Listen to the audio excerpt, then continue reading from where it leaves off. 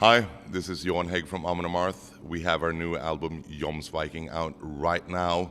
Get your version of it at EMP. Nach 90 Minuten Autogramme schreiben im EMP-Store Essen sitzt Johan jetzt hier bei Wildcat im Tattoo-Studio. Hey Johan, good to have you here. Good to be back. Good to be here.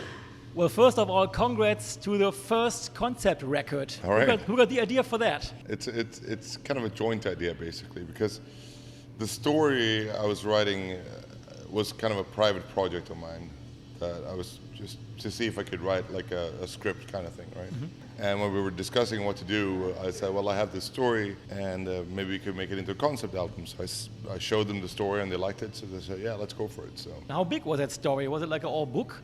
Actually, I wrote it as a movie script of about 140 pages, which is, by most standards, a pretty big movie. If you want to do it into a movie, you probably have to kind of trim it down a little bit. But.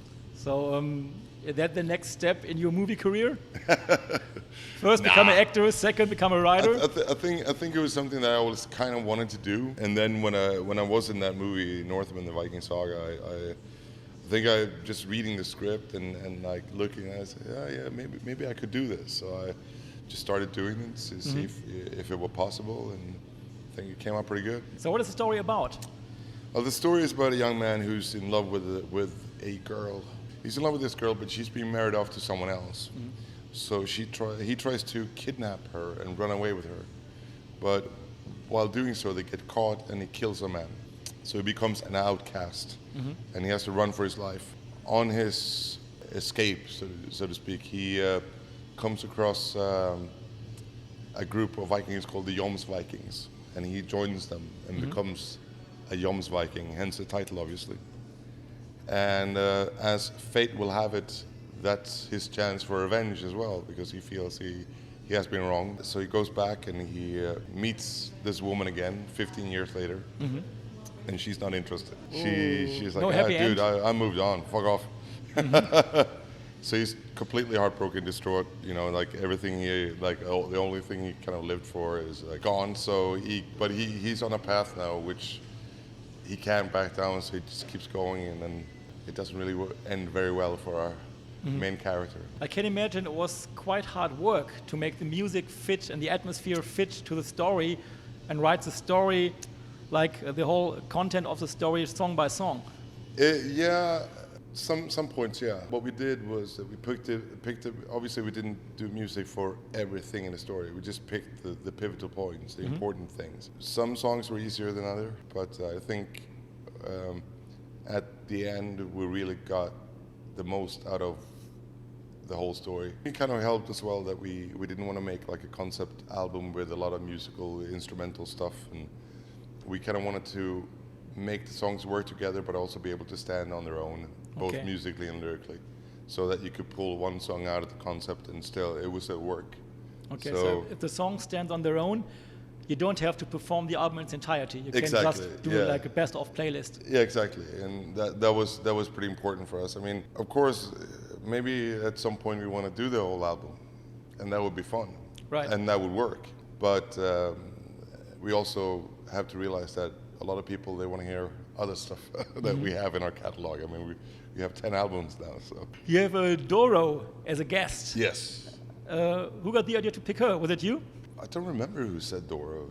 We had this idea because obviously the female character, even though it's not a big part in the story, it's an important part. But we wanted to describe like his relationship to this woman. But how do you do that without actually having a female character in the story? So we're like, yeah, we should do like a duet with someone. But who should do the duet? Like, who should be in? Someone said Doro, and we're like, yep.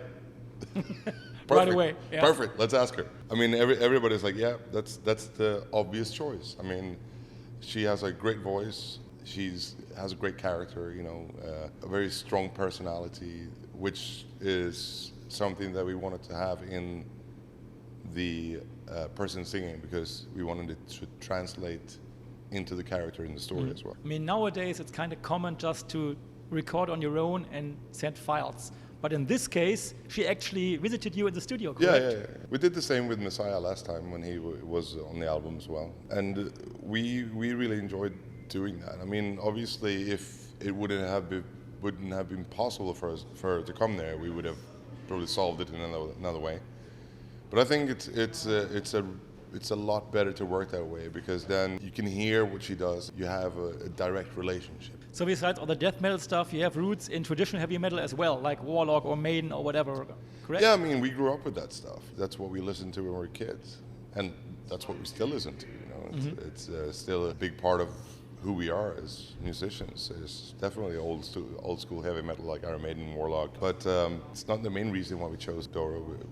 We chose her because we love her voice, you know, and she's a fantastic person, and I think that she was the perfect person for the song. Frederick left the band, so you had that drummer change. Yes. How is it with Tobias right now? I mean, is he a steady member, or is it just like a live player?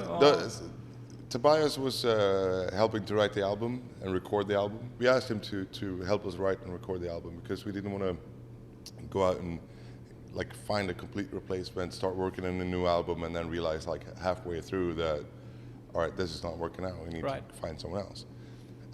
That wouldn't have been good at all. So we decided to work with someone we know really well. Tobias is an old friend and a great drummer. And I mean, he's been playing for years in Vomitory, and now obviously he's in Cut Up. I think he contributed a lot to the end result of the album. I think it would not have turned out as great as it did without him. Mm-hmm. But right now, for the tour, upcoming tours, we're working with a guy called Johan Hegg. We're going to do US tours and the summer festivals with him, and then we'll see if he wants to continue working with us, and everything works out fine. Well, you know. Okay, so no definite decision right now. To be fair to anyone, you know, you need to give him a real chance to grow into it, because it is a tough lifestyle, and it's can be very enervating. You have to make sure that you feel that you get along really well and that it's the right guy. I have a good feeling about Yuke, but maybe down the road he'll grow tired of us. Who knows? Okay. Jomsviking sowie jede Menge weiterer CDs, LPs, DVDs, Hoodies, Shirts, Tops, Bodies, Flaggen, Patches, Schweißbänder, Mützen und Tassen von AMON AMARTH gibt es natürlich bei EMP. Klickt einfach auf den Link unten in der Beschreibung.